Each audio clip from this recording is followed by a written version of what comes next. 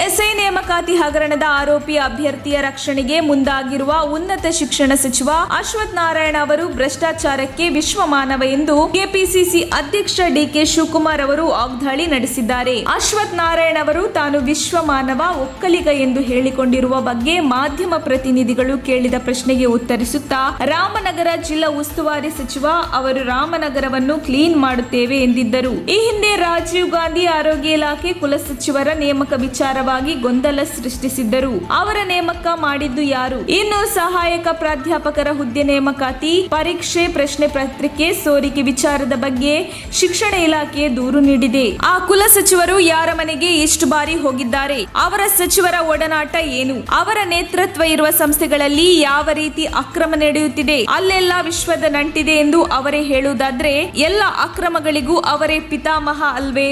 ಎಲ್ಲ ಭ್ರಷ್ಟಾಚಾರಗಳಿಗೆ ವಿಶ್ವಮಾನವ ಅವರೇ ಅಲ್ವೇ?